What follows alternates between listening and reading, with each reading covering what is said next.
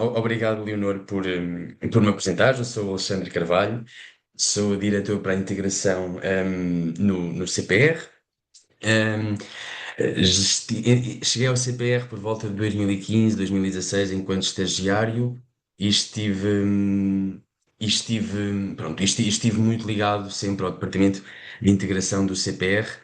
Apesar de ter feito uma pausa e a meio do meu percurso profissional ter saído, ter feito outra experiência profissional, também ligada à temática, das migrações forçadas. E em 2023 acabei por regressar para esta posição e também ferir a curiosidade que a Bárbara foi a pessoa que me recebeu no CPR enquanto ainda estudante e com quem aprendi bastante e ainda hoje aprendo muito e também é muito graças a ela que também desenvolvi este gosto por esta área mais específica relativamente às migrações forçadas.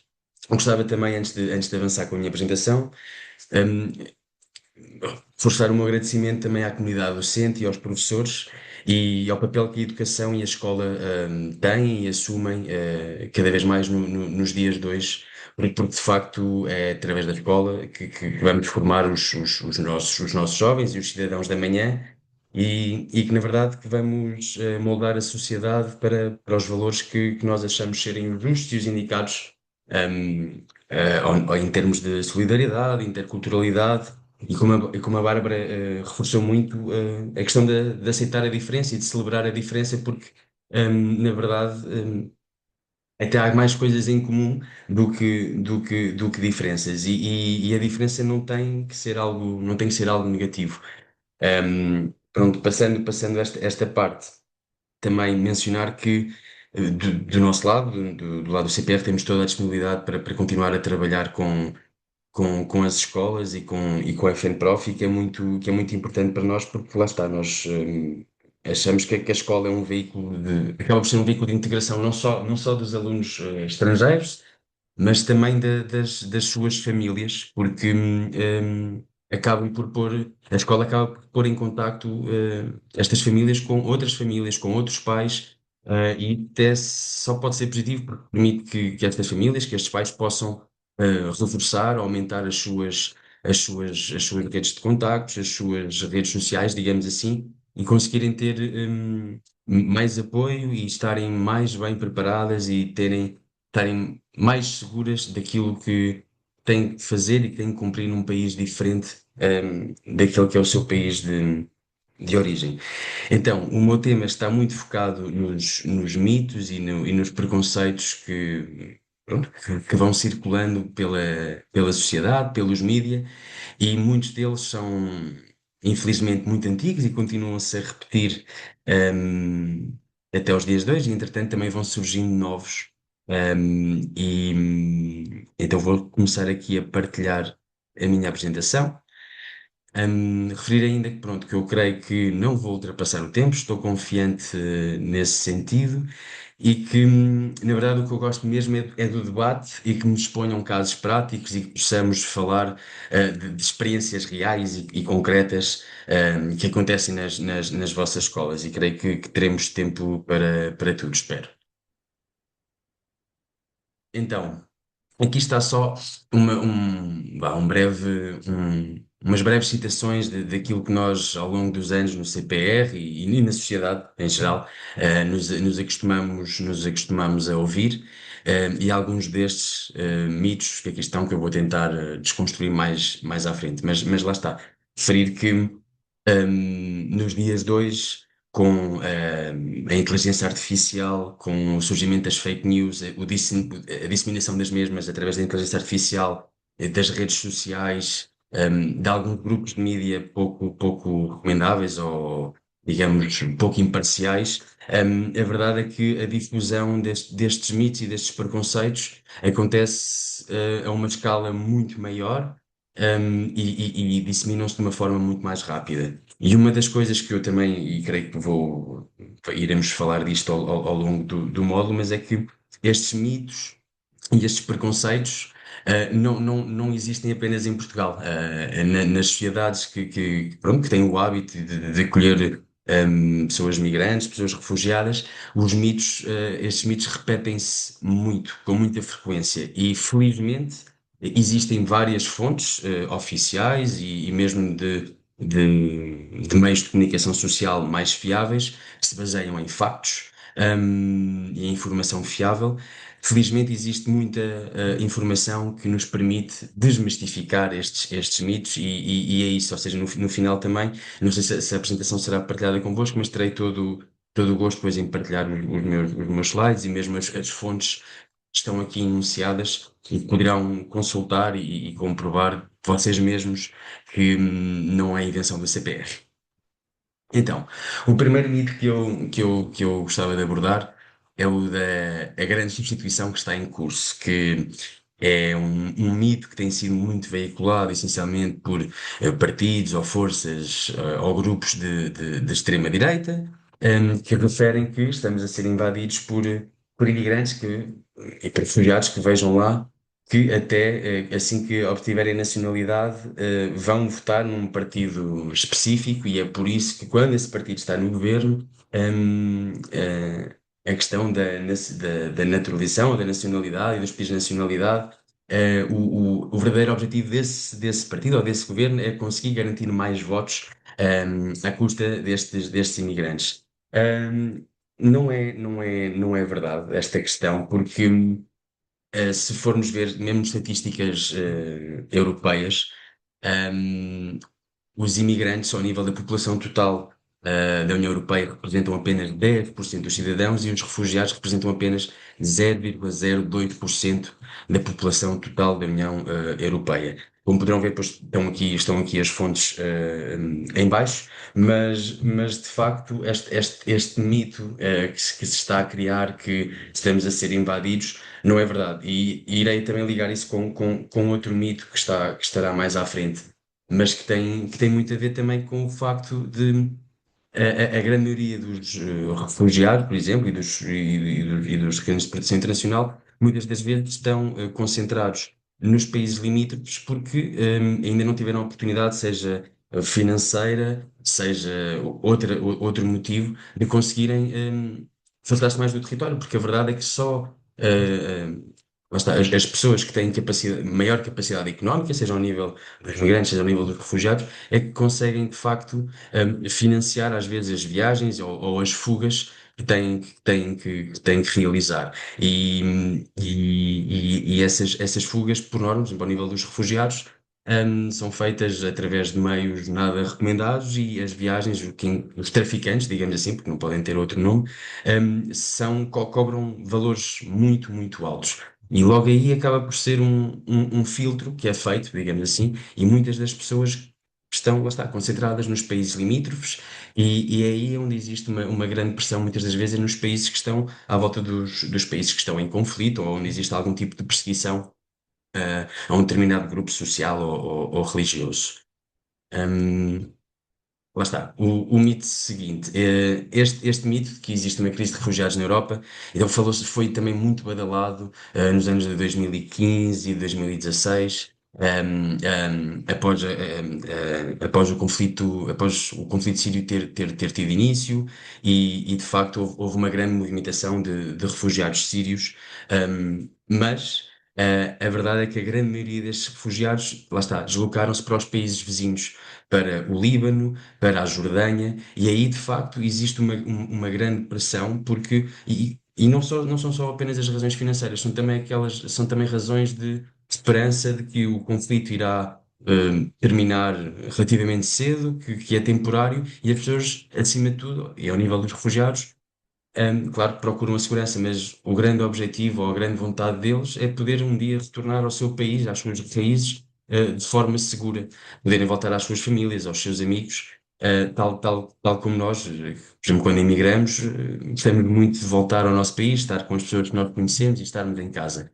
E no caso dos refugiados é muito isso. E aqui, lá está, partilho novamente as fontes, mas um pequeno caso, um pequeno exemplo é que ao nível do Líbano, por exemplo, uma em cada 7 pessoas no Líbano é refugiada, e ao nível do Congo, uma em cada 6 pessoas é refugiada, E quando comparamos com a realidade europeia, e lá está o tal número de 0,02% ao nível dos refugiados, apenas 6 pessoas em cada 100 são migrantes ou refugiadas. O que é que isto quer dizer? Quer dizer que, de facto, nós não negamos que houve um afluxo de pessoas, que se registrou esse afluxo e que é natural que se tenha registado, mas falar ou dizer que houve uma crise de refugiados na Europa não nos parece, digamos, muito acertado, porque houve de facto países que sofreram muito mais pressão e que não tiveram muita solidariedade por parte da União Europeia, até antes, pelo contrário, são levantadas muitas das vezes barreiras, para que as pessoas não cheguem até ao continente ou até ao território europeu. Pronto, este é mais um dos mitos que nós gostaríamos de desconstruir. Outro mito, e este mito todos os anos, felizmente, é desmentido, e neste caso a comunicação social fiável, digamos assim, em Portugal, reporta sempre esta notícia, ou pelo menos tem-no reportado. E tem muito a ver com, então, o facto da ideia dos imigrantes e os refugiados não contribuírem para o nosso país e virem para Portugal, porque estão à procura de subsídios e porque não querem fazer nada. E, felizmente, a Segurança Social, prova-nos o contrário, através dos seus dados estatísticos, e consegue desmistificar este mito de uma forma muito simples e muito eficaz. Mas pronto, também segundo fontes do Observatório das Migrações, os migrantes em Portugal apresentam uma taxa de atividade mais alta do que os portugueses, desempenhando sobretudo trabalhos mal pagos, mais arriscados e onde trabalham mais horas semanalmente do que os portugueses. E depois é muito fácil de comprovar as contribuições que são feitas ao nível da segurança social, que acabam por ser mais elevadas, e isso também estará num mito mais à frente, do que propriamente os subsídios, ou os apoios que os refugiados recebem. Mas como podem ver, a própria CNN ahm, trata de nos apoiar nesta desmistificação e é, pronto, mais um mito que acaba por ficar desmistificado e que é muito importante ter esta noção. Porque, de facto, a segurança social, se não fosse os imigrantes e se não fossem as suas contribuições, provavelmente neste momento já não seria sustentável e se calhar já estaríamos com outro modelo ou provavelmente com um modelo em falência. Mito 4. O Islão é uma religião que reprime as mulheres e promove as guerras. Aqui acabámos por também no momento anterior, quando a minha colega Bárbara estava a apresentar, trouxe aqui, através também de um caso prático, desta possível visão. E como a Bárbara estava a referir, de facto, há contextos onde a religião assume um papel mais preponderante do que assume aqui, no nosso meio. Mas temos que perceber que, pronto, que estas pessoas cresceram nesse meio, foram educadas nesse meio e que agora estão a fazer todo um novo processo de inclusão, de integração, adaptar-se a uma nova sociedade, e que é natural também que tenham alguma resistência ou que possam estranhar algumas práticas que nós temos, mas que, acima de tudo, como a Bárbara estava a dizer, que nós não podemos desistir e temos que fazer entender que na nossa sociedade as mulheres podem falar com os homens e os homens podem falar com as mulheres, e daí não há problema nenhum. Mas uma coisa lá está, é termos a paciência de ir explicando, outra coisa é impormos, e se formos impondo, a resistência vai sempre aumentar do outro lado, e creio que não vamos chegar a lado nenhum. Mas também desmistificando um pouco daquilo que é o Islão e da visão que muitos de nós podemos ter sobre o Islão. A verdade é que esta religião tem um princípio muito solidário, tem um princípio muito de estar atento ao próximo e de estar atento a quem está ao nosso lado e de poder ajudar. Por exemplo, e aqui eu trago dois exemplos de duas palavras com significado muito forte no Islão.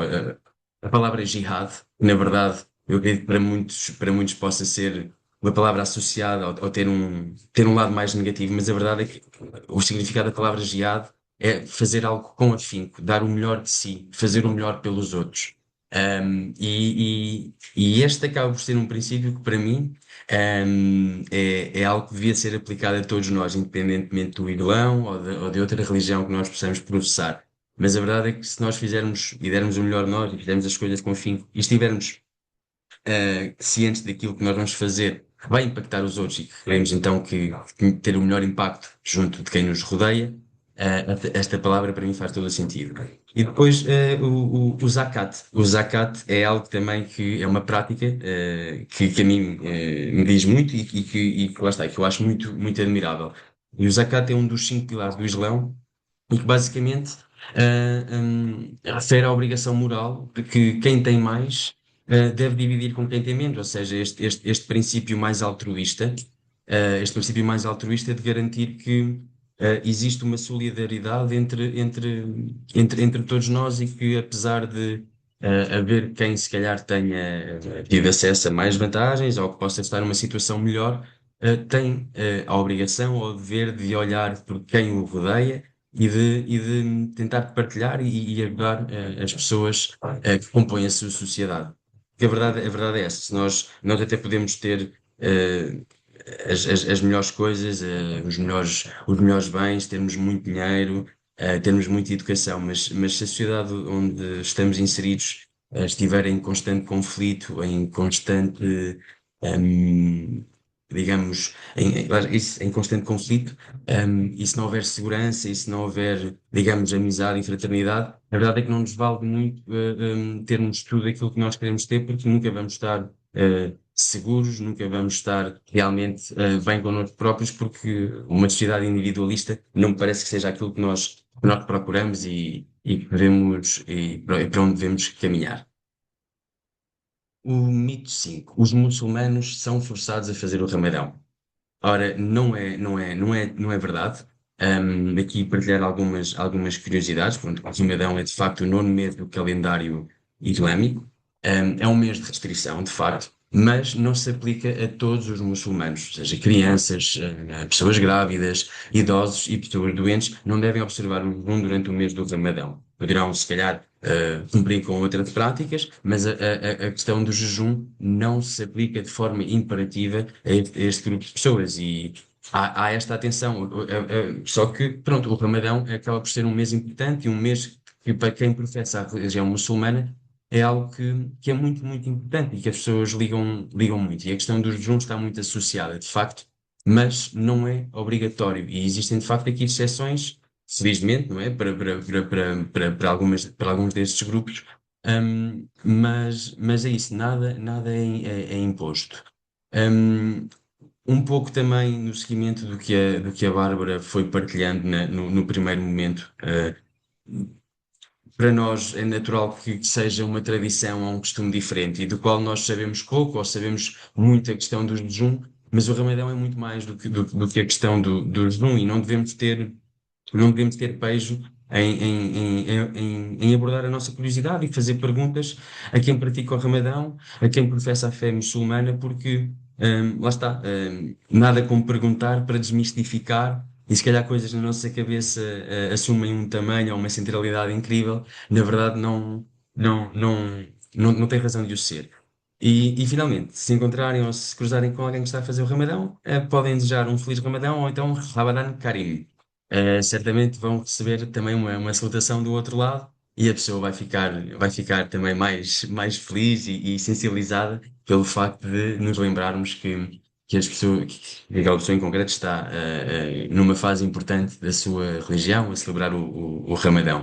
E aqui referir também a importância, por exemplo, ao nível que as escolas podem assumir na desmistificação deste mito, através, se calhar, de quando chega o mês do Ramadão, ou mesmo antes, promover que os alunos que professem essa religião possam falar e desmistificar um pouco daquilo que é este período na religião deles e poderem explicar aos colegas e até mesmo aos professores e à restante comunidade escolar o porquê de ser tão importante, o porquê de se fazer o jejum. E é isso, eu acho que o importante é exatamente isso, podermos dar palco às pessoas para poderem explicar, poderem responder às perguntas e às dúvidas que nós possamos ter, porque é isso, perguntar por norma não ofende, depende, claro, como se pergunta, mas perguntar não tem mal nenhum.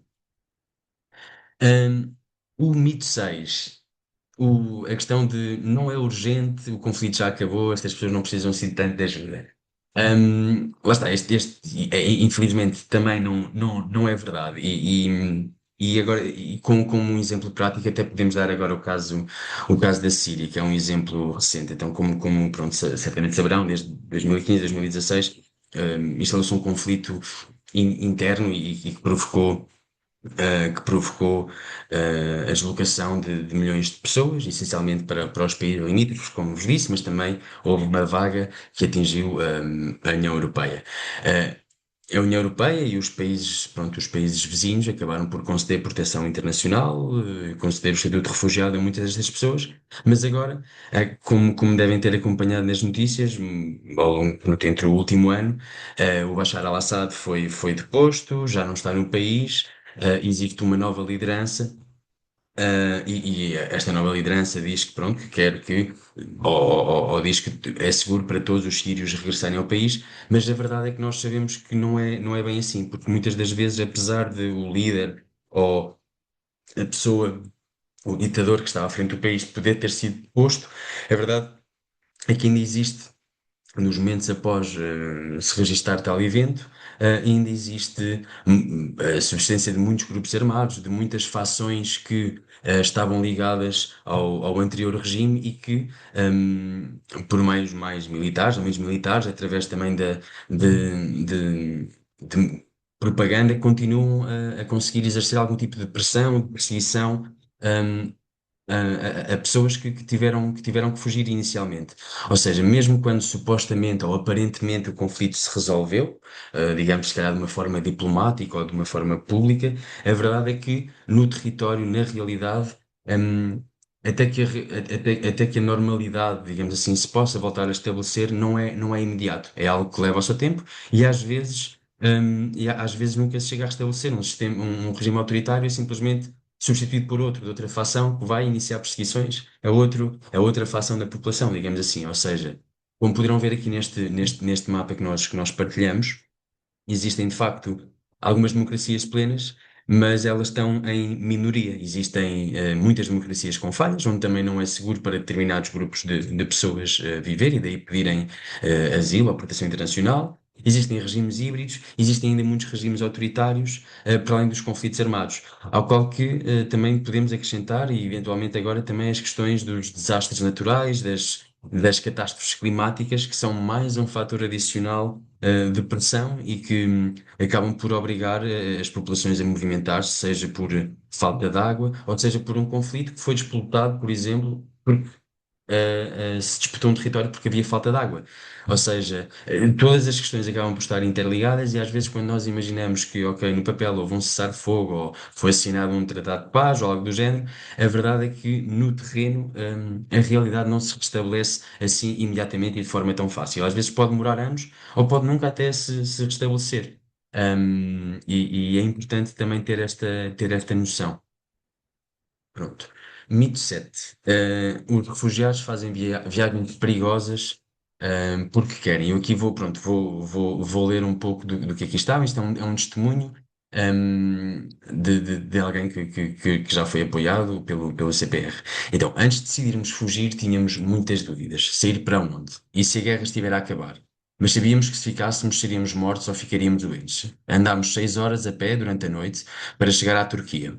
Lá, eu e a minha irmã de 13 anos fomos trabalhar. Era muito complicado porque não falávamos a língua, mas naquele momento tinha que ser. Não tínhamos documentos para ir à escola. A vida na Turquia estava cada vez mais difícil e os turcos estavam cada vez mais hostis. Os meus pais gastaram todas as suas poupanças para irmos num barco de pesca para a Europa.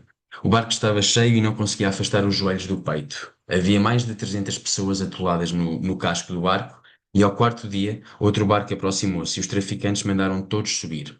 Quando todos nos recusámos, furaram o barco no lado do barco e gritaram, rindo, que os peixes vos comam. Em minutos o barco virou e afundou-se. O mar ficou preto e só se ouviam gritos. Vi corpos a flutuar à minha volta. Cerca de 100 pessoas sobreviveram e juntámos-nos a rezar. Rapidamente perdemos a esperança e muitas mães entregavam os seus filhos ao cuidado dos outros, desistindo e deixando-se levar pelo mar. No quarto dia avistámos um barco e gritámos como nunca. Chegámos à costa grega e fiquei tão aliviada que dormi por 2 dias.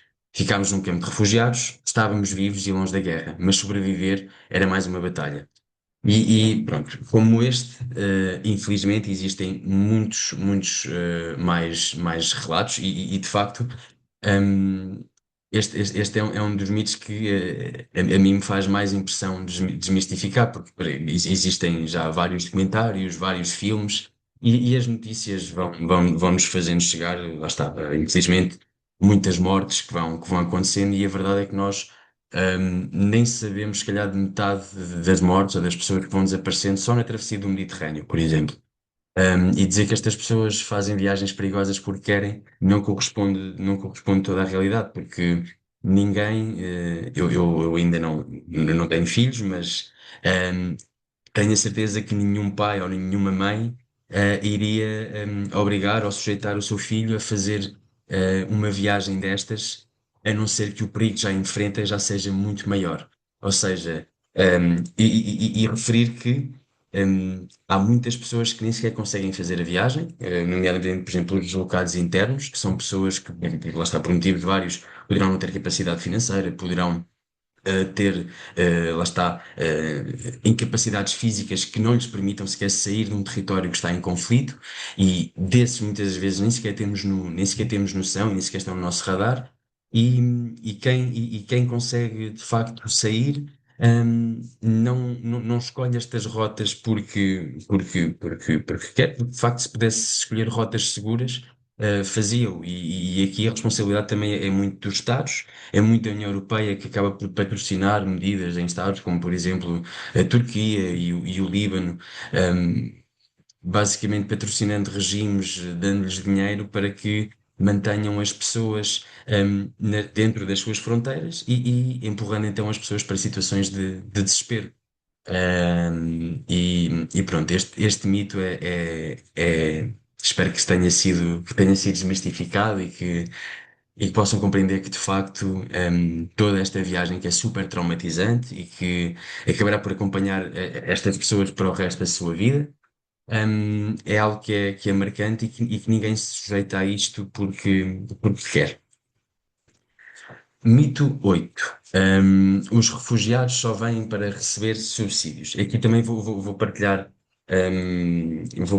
um testemunho que nos chegou através dos nossos atendimentos, do Ian, do Afeganistão, e o testemunho dele foi que fugimos durante a noite, com apenas as nossas roupas e 2 sacos com comida e lembranças. Durante o caminho, nunca sabes em quem confiar.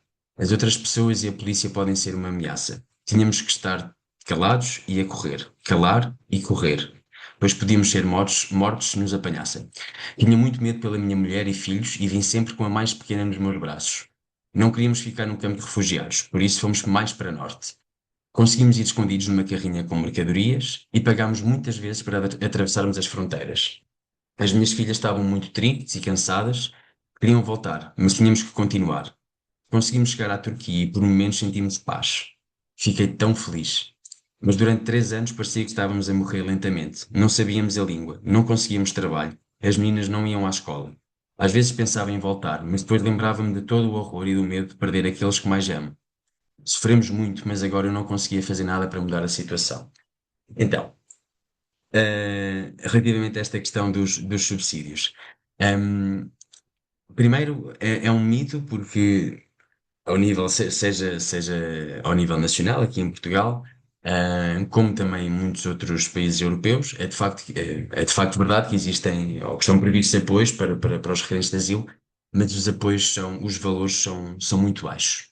No nosso caso, eh, ou no caso dos requerentes de asilo, numa fase inicial, eles recebem cerca de 200 euros, pouco mais. E uma coisa que eu vos posso garantir, e desde sempre isso acontece com todos, ou com a sua grande maioria, é que desses 200 euros, 200 e poucos euros que estas pessoas recebem, muito enviam metade ou ainda mais para os países de origem, para as suas famílias, ficando com muito pouco para viver. Eu mesmo já experimentei fazer, já há muito tempo, fazer o teste de viver com 150 euros por mês, e ao fim de uma semana percebi que era impossível.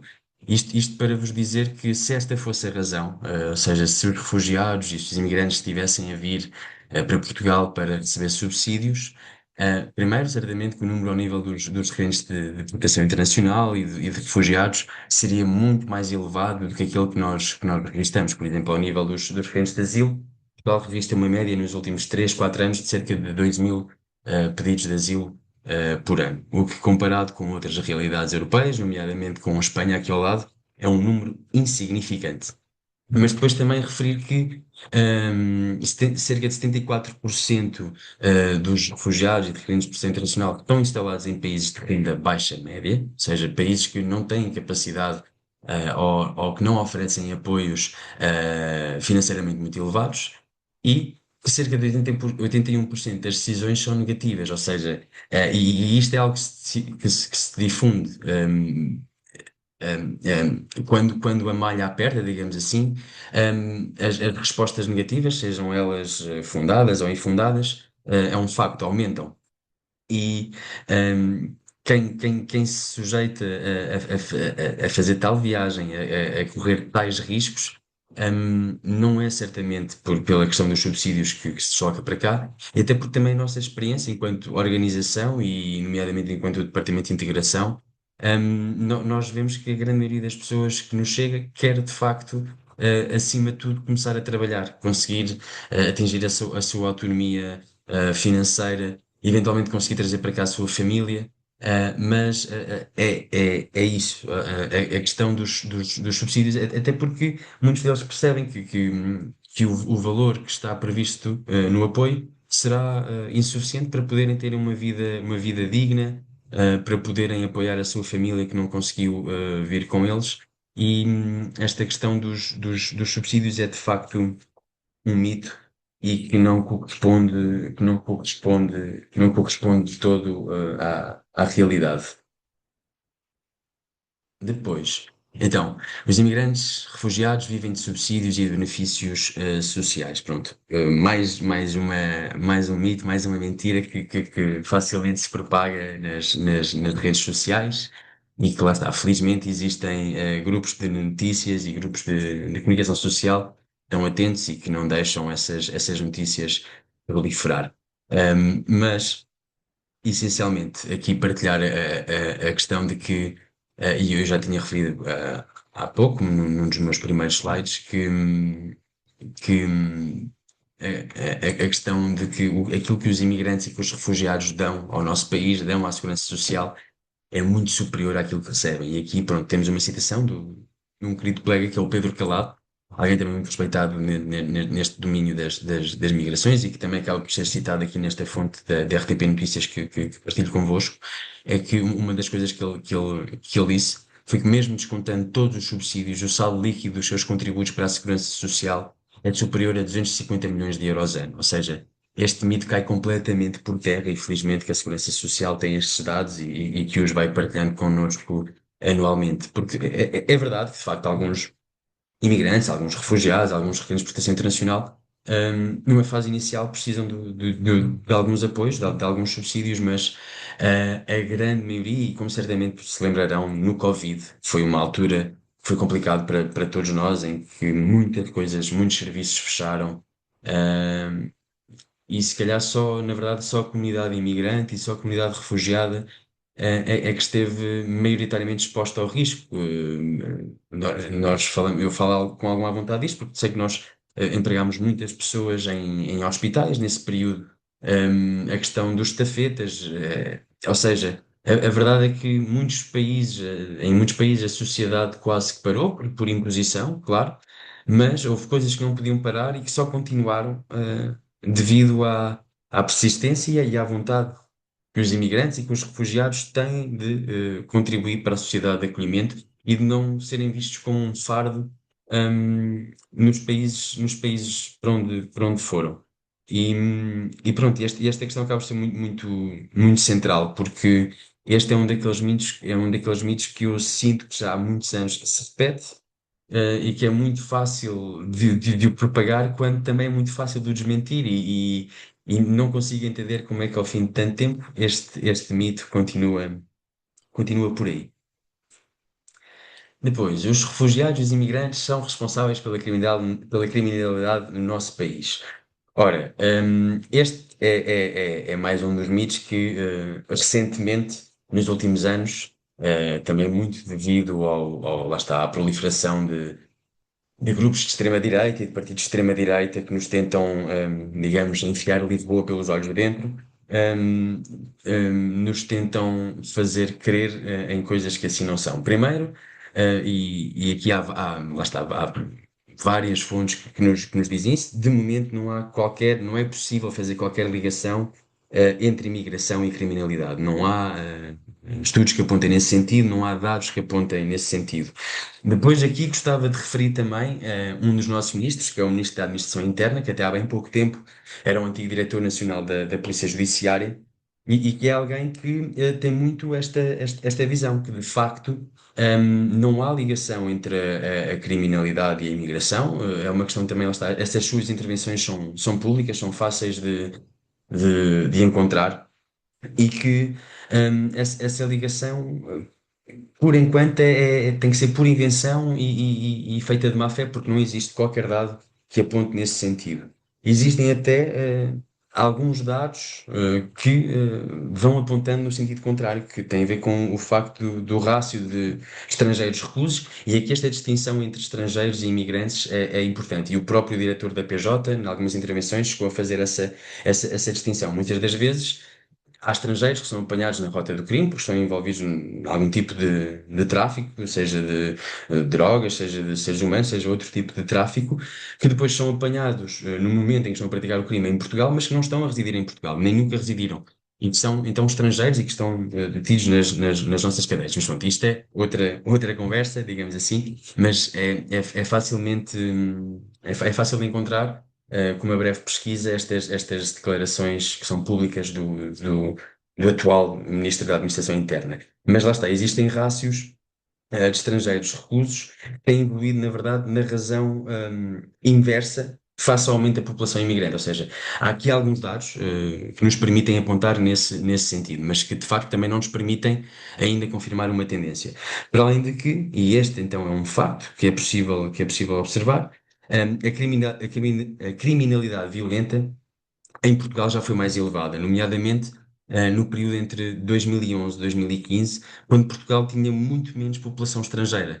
Ou seja, aqui acaba por ser mais um reforço de que, de facto, o aumento da imigração não implica automaticamente o aumento da criminalidade no nosso país, especificamente a criminalidade violenta.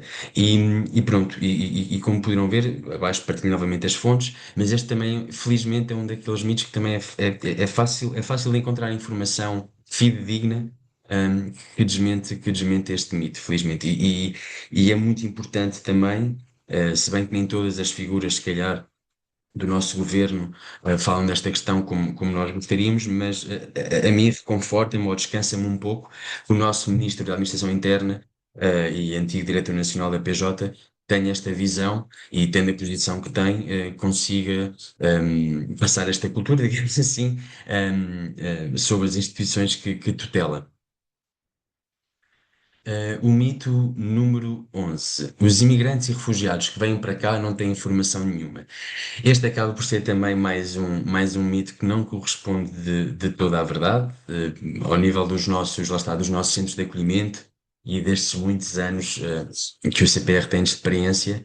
A verdade é que muitas, ou a maioria das pessoas que nos chegam, têm habilitações académicas elevadas, pelo menos do 12º ano para cima, e sempre nos habituámos a acolher médicos, engenheiros, dentistas, enfermeiros, professores, advogados. Há uma grande heterogeneidade, mas este mito de que os imigrantes e os refugiados são pessoas com qualificações baixas e que é por isso que desempenham trabalhos não qualificados, não corresponde toda a verdade. E aqui, pronto, como eu acabo por escrever, cerca de 31,6% dos imigrantes residentes têm ensino superior e 43,6% frequentaram o ensino secundário ou pós-secundário, valores que superam a média da União Europeia.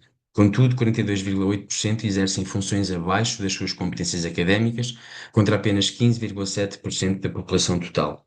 Depois, também aqui poderão haver, lá está, vários fatores que concorram a isto e que acabam e que acabam por definir este cenário que aqui vos explico. Mas pronto, há de facto profissões em que, um, e isso é de algum modo entendível, em que só poderão exercer novamente em Portugal se conseguirem, basta dominar se calhar a língua portuguesa e entenderem bem, mas muitas das vezes as dificuldades remontam ainda antes disso, ou seja, por exemplo, o próprio processo, os próprios processos de equivalência, reconhecimento de competências junto das faculdades são muito confusos, muito burocráticos e também dispendiosos. E nós sabemos que, pronto, que sejam os imigrantes, sejam os refugiados, quando chegam numa fase inicial, chegam porque estão à procura de uma vida melhor, de melhores possibilidades financeiras e económicas, e é natural que, tendo em conta o custo que este reconhecimento ou este pedido de equivalência pode representar no orçamento do migrante ou da família, é natural que esta não seja depois a prioridade e que as pessoas queiram é trabalhar para conseguir garantir um salário fixo que lhes garanta alguma previsibilidade e estabilidade nas suas vidas. Mas aqui lá está, e indo muito também de encontro a um ponto que a Bárbara referiu, que o que é importante é eliminar barreiras e criar políticas públicas que incluam todos, para que ninguém fique para trás. E muitas das vezes as medidas já existem. Só é preciso eliminar as barreiras. E, por exemplo, quando foi o caso específico da emergência humanitária ao nível da Ucrânia, ao nível da invasão russa à Ucrânia, o governo deu sinais positivos no sentido em que tentou eliminar algumas barreiras e tentou criar processos onde, de facto, as medidas ou as políticas públicas que estava a tentar conceber fossem para todos e que não fossem dirigidas especificamente a refugiados ou a migrantes. E aqui eu estou totalmente com a Bárbara e creio que também que a posição do CPR e aquilo pelo qual nos batemos é que o importante é isso, é eliminar as barreiras e garantir que todos têm acesso às políticas públicas, que melhor dão resposta, que melhor dão resposta à sociedade. Eu lembro-me, por exemplo, agora, recentemente, quando este governo tomou posse, ao nível da imigração, uma das medidas com as quais queria avançar tinha a ver com a possibilidade de atrair, migrantes altamente qualificados. Ora, do meu ponto de vista, antes de olhar para essa medida, basta olhar para dentro e para a quantidade de migrantes e de refugiados que nós já temos em Portugal, com um vasto conhecimento e que não conseguem avançar com o reconhecimento ou com a equivalência das suas competências, e por que não, olhar para quem já cá está, para quem já está, num processo de integração e de inclusão já mais acelerado, numa fase mais avançada, e que tem, de facto, as competências para dar a resposta nestas profissões mais qualificadas para as quais supostamente temos ainda necessidade de mão de obra. Porque estar a criar um visto especial quando já temos aqui tanta gente capaz de contribuir e que era o que mais gostava. Claro que estas pessoas, e aqui falo também, é um título pessoal, ao longo do tempo sempre foi, e para mim, e continuo a achar positivo, quando o CPR consegue apoiar alguém a encontrar um emprego e a assinar um contrato de trabalho, mas também chegámos a uma fase, ao fim de tantos anos, em que parece que as oportunidades que estão abertas para os refugiados que nós vamos acolhendo são sempre as mesmas, são sempre, lá está, de trabalhos pouco qualificados, trabalhos onde têm pouca possibilidade de progressão na carreira. E a mim, já é algo que a mim, na verdade, apesar de ser bom para a pessoa, claro, porque a pessoa vai conseguir um salário e uma estabilidade que até aqui não tinha, acaba por ser desmotivante porque estas pessoas têm muitas competências, muito conhecimento, que acaba por ficar arrumado numa gaveta e não sabemos se mais alguma vez a vamos conseguir abrir.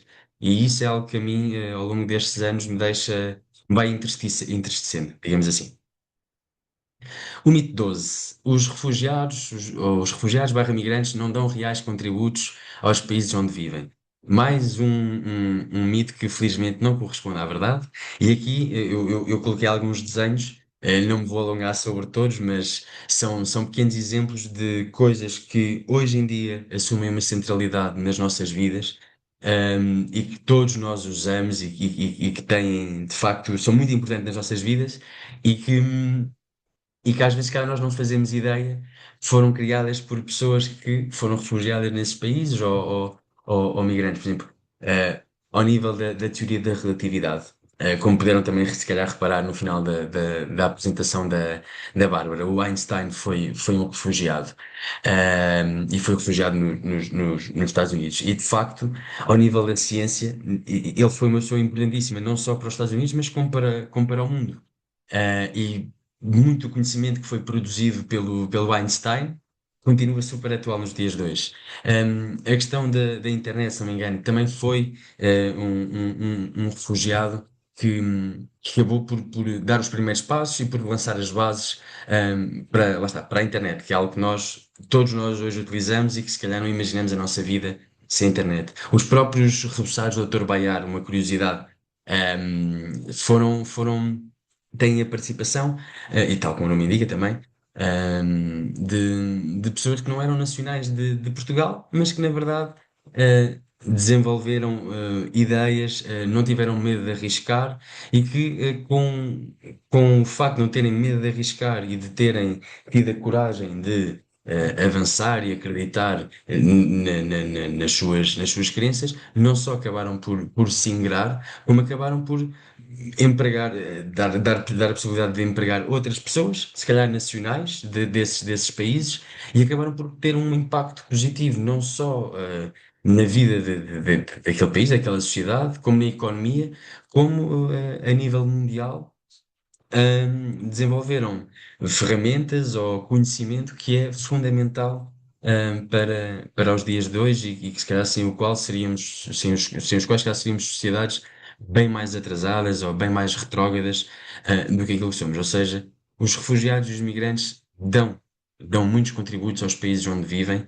E muitas vezes não dão mais porque são os próprios Estados e a própria sociedade que vai criando barreiras de forma voluntária ou de forma involuntária para que estas pessoas possam ter a confiança de explorar todo o seu potencial e de nos poderem ajudar a atingir uma sociedade mais inclusiva e mais intercultural.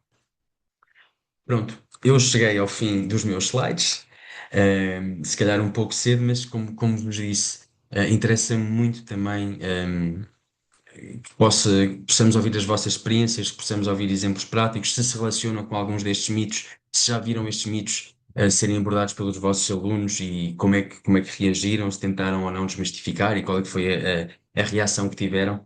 Mas pronto, dou como concluída a minha apresentação, espero que possa ter sido útil e depois também partilharei no chat o meu e-mail pessoal para que, caso tenham dúvidas, ou precisem de algum tipo de informação, estejam à vontade para nos contactar e falar connosco.